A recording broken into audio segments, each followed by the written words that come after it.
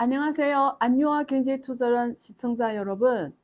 오늘은 특별한 내용을 가지고 준비를 해봤습니다. 혹시 저에 대해서 관심을 갖고 있는 분들은 잘 아실 거라고 믿는데요. 최근에 제가 책을 출간을 했습니다. 더 플로, 제목은 더 플로입니다. 그래서 밑에 부제목으로 시대의 운명을 내다본 사람이 불을 거머쥔다. 시대의 운명을 내다본 사람이 불을 거머쥔다. 부제목으로 되어 있습니다. 그래서 그 책을 왜 썼냐? 일단은 그 배경부터 설명을 하면 여러분들이 훨씬 가슴이 닿을 것 같은데요. 저는 그 재물원 박사를 했어요. 2003년에 한국 고려대학교에서 재물원 박사를 했고요. 사실 한국에 오기 전에 중국에서 투자를 해왔습니다. 중학교는 파생상품 투자를 했어요. 대두 선물. 중국은 대련 선물 거래소가 세계 상품 선물 거래, 그러니까 대두 상품 선물 거래 세계 1위입니다. 그래서 대두 선물이 굉장히 활발하게 되어 있어서 제가 선물 거래를 파생 상품 거래를 하다가 후에는 주식도 하게 됐습니다. 그러다가 한국에 오면서 한국 주식을 투자하게 됐어요. 투자를 하면서 그리고 제가 하는 공부가 재무론이라는 이 전공 공부가 주로 투자를 배웁니다. 기업 재무론으로 되어 있지만 사실은 기업이 어떻게 파이낸싱 하냐, 예를 들면 자본시장이라서 주식으로 발행하든지 채권을 발행하고 자본을 갖고 와서 투자를 해서 수익을 만들어서 주주들한테 나눠주는 게 이 자본이 하는 일이고 또 기업이 하는 일입니다. 그래서 이런 거를 배우는 과목이 재무론이거든요. 제가 박사 학위를 재무론으로 했습니다. 그래서 자본이라는 거는 제가 여기 지금 이렇게 뒷페이지에 적은 것처럼 자본은 미래를 이끌어갈 스토리를 먹고 산다. 이런 내용을 이렇게 썼는데요. 사실은 기업이 있잖아요. 이익을 많이 내서 주가가 올라가는 게 아니에요. 한국의 그 상장 기업들 보면 이익이 1년에 몇 조씩 나오는 기업도 있어요. 근데 그 기업의 주가 흐름을 보면 거의 변동이 없는 기업들도 있거든요. 그 정도로 이 기업이 주가가 꼭 이익하고 같이 가는 건 아닙니다. 근데 기업이 이 주가라는 거는 이런 기업의 우리가 ROE로 주주가 갖고 가는 수익성을 표시하는데 자기 자본 대비 순이익률이죠. ROE, 주주가 갖고 가는 수익률을 말합니다. ROE. 그래서 ROE가 은행 예금 금리보다 높아야 우리가 투자할 멋이 나죠. 그래서 ROE를 주로 보는데 이 자본이 그 ROE에서 밑에 에코이트가 자본입니다. 그래서 자본이 어떤 산업에 투자할까? 예를 들면 지나간 흐름에는 투자를 하지 않겠죠. 그래서 미래에 어떤 산업이 시대적 흐름을 이끌어갈까? 그래서 미래를 보고 자본은 투자합니다. 그래서 주로 주가가 반응하는 거는 이런 기업의 이익성도 있지만 펀더멘탈, 그렇지만 사실은 주가가 반응하는 가장 중요한 요인이 이 기업이 미래성이 있냐 이거예요. 이 기업이 미래성이 있냐는 이 기업의 자본이 미래에 투자하냐 이거예요.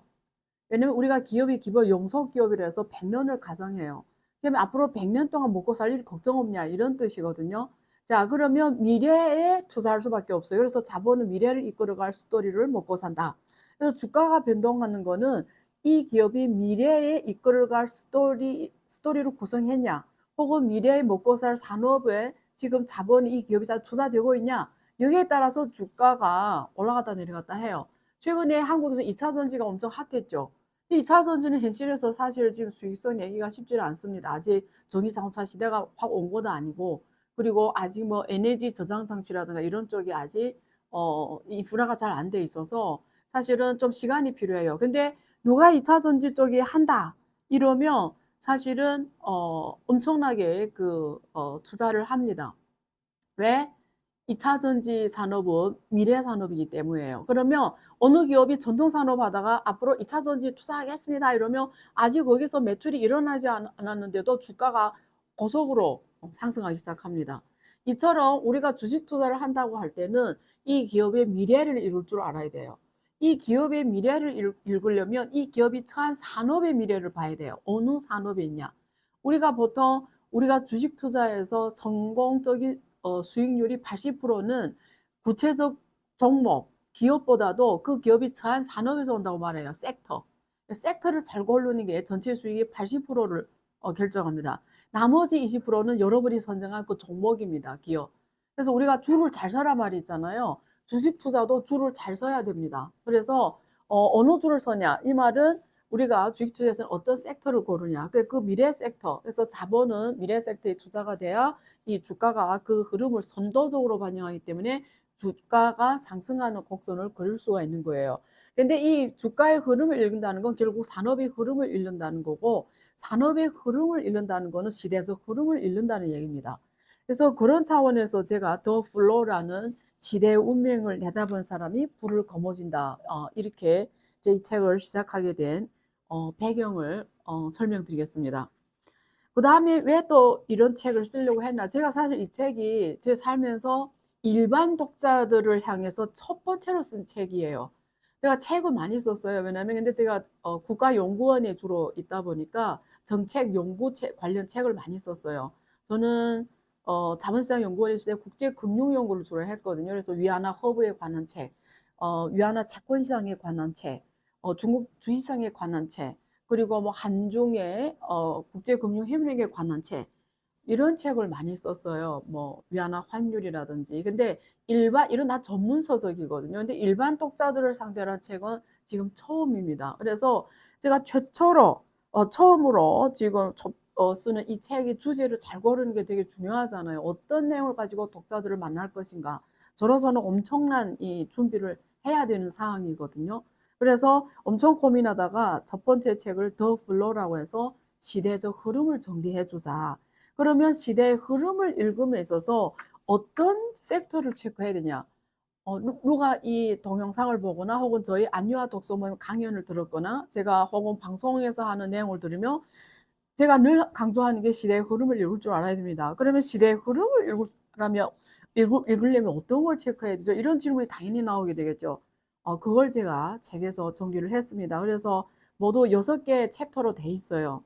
그래서 첫 번째 그 챕터가 투자란 시대적 흐름에 베팅하는 것. 그래서 여기서 여러분들한테 시대적 흐름을 안다라는 거는 어떤 뜻인지, 그리고 아까 섹터를 잘 고르려면 제가 황금알 나는 거위 찾기 이런 제목으로 흐름선상에서 섹터에 대한 내용을 한번 정리를 해봤고, 그 다음에 대중들이 열거하는 스토리가 결국 미래를 이끌어 갈 텐데 결국 무엇인지 이런 내용을 여기에서 주로 쭉 정리했습니다. 그래서 투자함에 있어서 여러분들이 기본적으로 알아야 되는 내용들을 정리했다고 보시면 됩니다.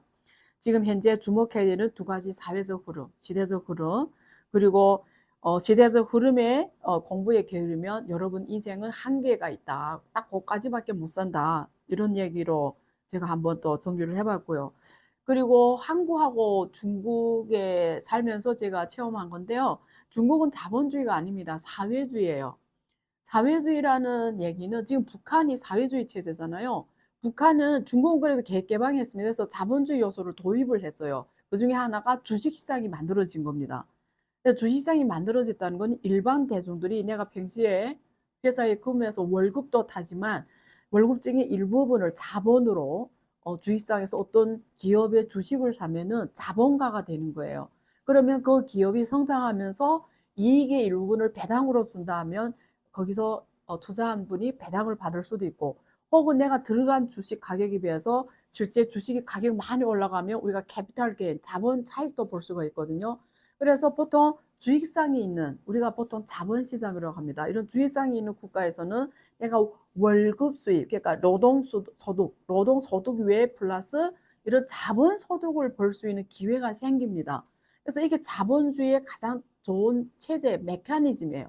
그래서 자본주의에서는 나만 부지런하고, 나만 열심히 시대적 흐름에 공부하고, 나만 열심히 그걸 행동에 옮겨서 투자에 열심히 하면 나는 매월 꼬박꼬박 들어오는 월급 위에 그중에 일부분을 만약에 자본으로서 이런 주식이나 채권이나 혹은 금이나 이런 투자성 상품에 투자하면 거기서 오는 자본 차익도 나의 소득이 됩니다. 그래서 노동소득 플러스 캐피탈 게인, 자본 차익, 이래서 나의 총 소득이 형성돼서 나만 부자라면 누구나 부자가 될 수 있어요. 그래서 제가 자본주의 체제에서 부의 실현이라는 의미로 자본주의에서 지혜롭게 살려면 어떻게 살아야 되냐 이런 내용을 제가 경험자, 저는 사회주의에서 자본주의 사회에 오면서 그 경험자로서 한번 저희 생각을 정리해 봤고요.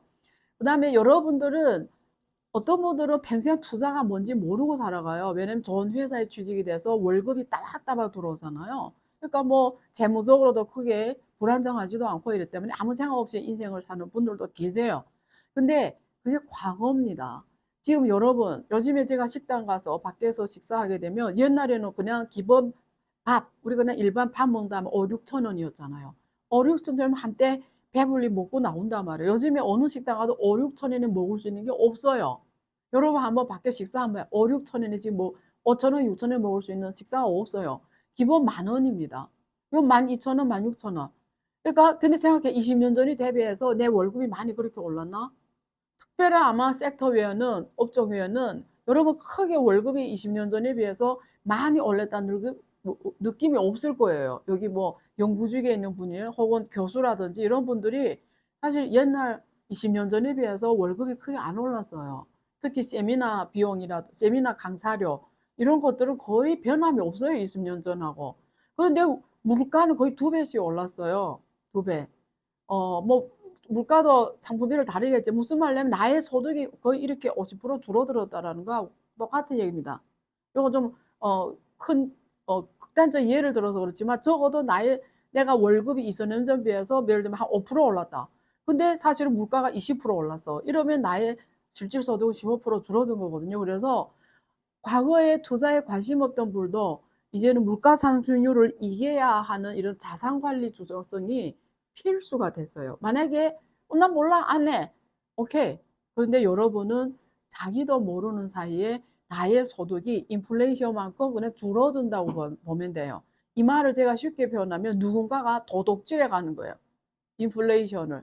그러니까 나는 20년 전에 100만 원이 지금은 제 책 중에 썼지만 20년 전에 지금 84만 원 정도밖에 안 됩니다. 여러분 그냥 돈을 20년 전에 100만 원을 그냥 갖고 있었는데 지금 가만히 놔두면 그게 실제로 84만 원밖에 안 된다라는 거예요. 16만 원 누가 갖고 갔어요. 그게 인플레이션이라는 이 무서운 점입니다. 그래서 물가 상승률을 이겨야 되는 자산 관리의 중요성에 대해 또 제가 정리를 했고요. 그리고 뒤늦게 깨달은 성공의 전제 위험을 기꺼이 감수하는 삶 이런 내용도 있는데요. 제가 이게 엄청난 저한테는 인생의 어떤 우리가 인생 살아가면 저는 한 50년 살았어요. 반평생 살았는데 이게 나이 먹으면 저는 되게 옛날에 저는 그 20대 때 이런 생각했어요. 40살 누가 40살을 알면 와 40대 나이 너무 많네. 40살이 어떻게 그다음 무슨 재미로 살지 뭐 이럴 정도로 엄청 비관적으로 생각했어요. 근데 지금 제가 40도 넘어지면 50 됐단 말이에요. 근데 이렇게 살다 보니까 나이 들면서 장점이 있어요. 그러니까 인생에 많은 걸 깨우치게 됩니다. 50이 되면 지천명이라고 하잖아요. 나의 하늘이 준 운명을 안다. 지천명. 그게 정말 옛날 말들이 40불억 뭐 이런 말이 있잖아요. 근데 정말 정확한 게 저는 지금에 와서 저는 재무론 박사했고 금융 전공을 했지만 투자라는 본질에 대해서 사실은 공부할 때 뭐 성적도 좋고 열심히 했고 이래서 안다고 생각했어요. 근데 사실은 제가 이 책도 쓰면서 더 느꼈고 또 그전에 어떤 계기가 있었어요. 예를 들면 한국 뭐 초등학교 국제학교입니다. 영국 국제학교예요. 저기 마포에 있는 국제학교인데 그 학교에 들어가면 여러 가지 그런 게 있어요. 그 학교 교훈이란 게 있잖아요. 교훈. 어느 학교나 제가 하는 우리 대학도 교훈이 있지만 이 교훈이라는 게 있는데 들어갈 때 이 학교 교훈이 뭐 상대방을 존경하라. 차분하고 침착하라. 정직하라. 좋은 경청자가 되라. 이렇게 있어요. 5번째가 뭐냐면 위험을 감수하라. 이게 초등학교, 영국계 국제 초등학교의 교훈입니다. 학교 교훈. 자, 엄청난 제가 그런 걸 받았어요. 이게 가슴에 엄청나게 그런 확 깨는 게 있잖아요. 막 어떤 깨달음이 확 올 때 위험을 감수하라. 우리가 한번 생각, 여러분 어릴 때 부모님들이 여러분들한테 가장 많이 해준 얘기가 뭐네요? 중국계하고 한국계 좀 비슷해요. 중국하고 한국 부모들이. 야, 밖에 나가 조심해라. 어디가 위험한 행동하지 말라. 야, 그러면 위험하다. 절대 위험한 거 하지 말라. 이런 말을 제일 많이 들어봤을 거예요. 그런데 이 학교에서는 초등학교 그 교훈으로, 학교 교훈으로 5번째가 위험을 감수하라요. Be a risk taker이라고 썼어요. 저는 깜짝 놀랐어요. 그래서 제가 파이낸스를 했단 말이에요. 근데 우리가 파이낸스 뭐냐 이러면 보통 이렇게 말합니다. High risk, high return. 높은 위험을 감수해야 높은 수익률을 받을 수 있다. 이렇게 우리가 입에 바르듯이 말해요. 박사라면 당연히 여기에 대해서 엄청나게 잘 알고 있죠. 하이 리스크, 하이 리턴. 그런데 수술한테 제가 2000년부터 시작해서 지금 투자 생활 20몇 년 하지만 수술한테 제가 질문을 했어요. 네가 과연 정말 하이 리스크, 하이 리턴 했냐? 근데 제가 인생을 살며 저희 인생에 많은 선택들이 있잖아요. 인생 살아가면서 많은 선택하며 항상 위험을 회피하는 게 우선이었어요. 근데 제 목표는 엄청 웅장하고 컸어요. 근데 항상 위험을 안 하려고 해요. 위험을 절대 부담 안 하려고 해요. 그러니까 위험을 전혀 리스크 테이킹 안 하고 높은 보수를 요구하거나 높은 성공을 요구하거나 엄청난 목표를 세워요. 근데 거기에 따른 위험을 제가 감수하려고 하지 않아요. 근데 투자라는 게 그래요. 투자의 본질은 뭐냐면 위험을 감수하는 거예요. 여러분들이 위험을 어느 만큼 감수하는 만큼 어느 만큼 감당하느냐에 따라 여러분의 이 수익률이 한계가 결정이 돼요. 근데 누군가가 하나도 위험을 안 지고 나는 세계 워린 버핏 같은 세계적 부자가 될 수 있어. 이렇게 생각하는 사람 대부분이에요. 심지어 금융계에 일하는 분들도 대부분 이래요. 놀랍게 금융업에 있는데 리스크 테이킹할 생각 안 합니다. 그러니까 뭐냐면 말만 금융이고 실제는 리스크 테이킹 안 해요. 그래서 리스크는 안 지고 수익률은 최고로 요구합니다. 근데 우리 인생 누구나 선택할 때 대부분 그래왔다라는 거죠. 그러면 인생에 큰 성공은 없습니다. 그럼 마치 제가 이렇게 또 얘기하면 그러면 위험을 져야 된다라는 거야. 그럼 누구나 다 위험을 져야 돼? 이렇게 반문하는 사람이 있을지 몰라도 저는 지금의 깨달은 인생 지혜는 뭐냐면 리스크를 질 용기를 가져라. 이 학교가 왜 위험을 감수하라. 이 얘기를 했는지 저는 온 가슴으로 전율이 올 정도로 느꼈습니다. 애들한테 위험을 감수할 용기를 가져라는 뜻이거든요. 그래야 일론 머스크 같은 사람이 왜 미국에서 나타날까요? 왜 한국도 아니고 왜 중국도 아닐까요? 저는 일론 머스크를 딱 보는 순간 저와의 차이를 느꼈어요. 일론 머스크 살아온 길을 보세요. 계속 새로운 일에 도전하는 거예요. 새로운 일에 도전하는 자체가 위험을 가장 많이 테이킹하는 거예요. 많은 도전과 많은 실패. 그래야 지금 테슬라와 같은 어떤 시대의 흐름을 방향을 바꾸는 이런 선도적 기업을 만들 수 있는 그러한 바탕이 되었다고 생각합니다. 그래서 저는 이게 제가 지금 일장 얘기만 핵심만 지금 설명드렸는데 두 번째는 ROE의 챕터 2는 ROE 자기 자본의 수익률을 말하죠. ROE에 숨어있는 시대 흐름과 투자 방향. 그래서 ROE 가지고 어떻게 우리가 투자의 가이드 지표를 볼 것인가. 그 다음에 시대적 흐름은 결국은 기술 핵심 주기입니다. 그래서 여기 컨트라이티F 파동을 50년 경제 주기를 말하는데 이게 기본 기술 핵심 주기, 한계 기술 나타내서 50년 동안 상승을 그었다가 점차적으로 효율성이 떨어지면서 사라지는 이게 하나의 컨트라이티F 파동 주기인데요. 50년 경제 주기로 설명이 됩니다. 그래서 이걸 통해서 우리가 시대적 흐름을 어떻게 탈 것이냐 이런 얘기를 3장에서 제가 하고 있습니다.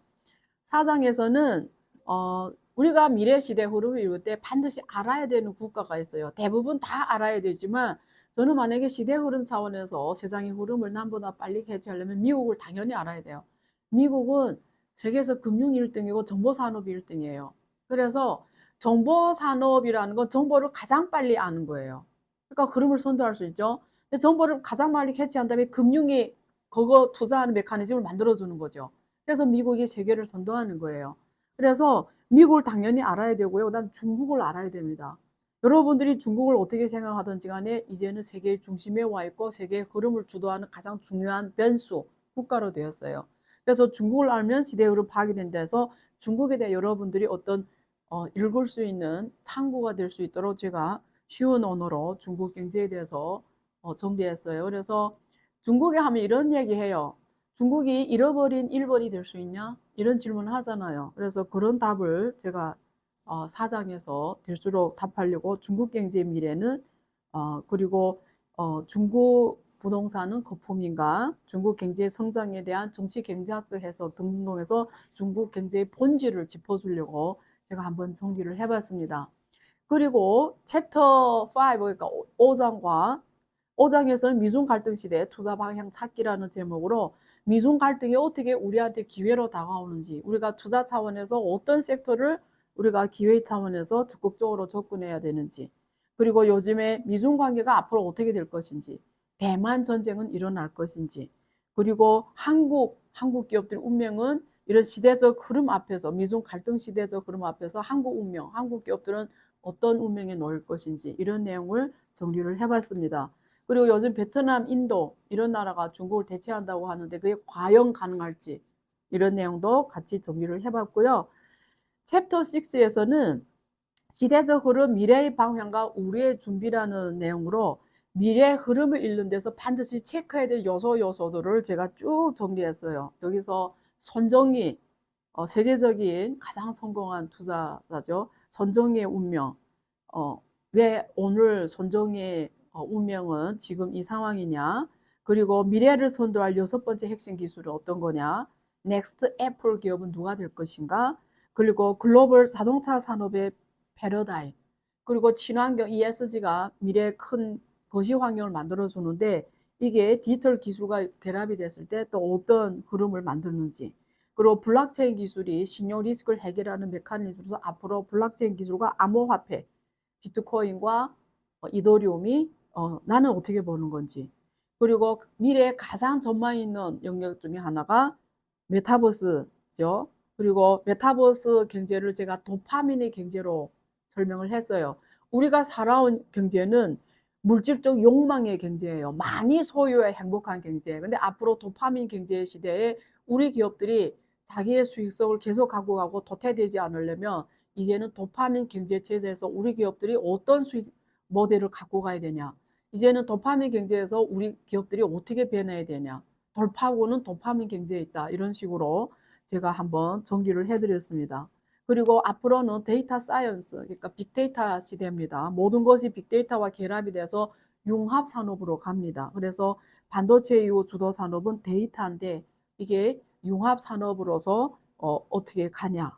그리고 코로나19 팬데믹 이후고 기업 경쟁력을 결정한 4가지라는 제목으로 미래 시대적 흐름에서 우리 기업들이 경쟁을 갖고 가면 어떤 4가지를 확보해야 되는지, 이런 내용으로 지금 제 6장을 정리했고요.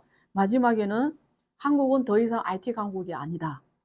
그리고 한국이 디지털 강국이 되기 위해서 어떤 조건을 갖춰야 되냐. 이게 제가 쉽게 정리를 해드렸습니다. 한국은 IT 강국으로 알려져 있죠. 근데 지금처럼 가게 되면 이미 IT 강국이라고 다른 우리가 누구하고 비교하는 문제예요. 근데 다른 뭐 후진국이나 뭐 이런 나라를 비하면 강국이 맞아요. 근데 잘 나가는 우리가 잘하고 있는 국가들로 보면 이제 많이 뒤떨어져 가고 있습니다. 그래서 더 이상 IT 강국이 아니다라는 이유로 제가 한번 제목으로 한번 정리를 해봤습니다. 그래서 앞으로 한국이 디지털 강국이 되기 위해서 어떤 조건, 우리 기업이 디지털 세계 강 기업이 되려면 어떻게 해야 되는지, 초격차 기업이 되려면 어떻게 해야 되는지 이런 내용으로 챕터 6를 정리해봐서 그래서 투자자 차원에서 그리고 기업 차원에서 그리고 정부 차원에서 전반적으로 미래 시대적 흐름 앞에서 미래의 방향을 어떻게 잡고 우리는 어떤 준비를 해야 되는지 이것으로 챕터 6를 만들었습니다. 마지막에는 에필로그로 닭장에 벗어나 자신의 한계를 뛰어넘어라. 제가 엄청 열정을 써서 쓴 글입니다. 우리 스스로 누구나 다 닭장이라는 자기 닭장이 있어요. 그러니까 자기 한계가 사실은 엄청 자기 능력이 엄청 이만큼이라면 누구나 그 능력을 다 못 쓰고 스스로의 만들어진 닭장 안에서 생활해 가고 있어요. 밖에 내 이 닭장을 넘어섰을 때 나의 가능성은 저렇게 큰데 그것도 모르고 평생을 닭장 안에서 보내다 죽는 사람들도 많아요.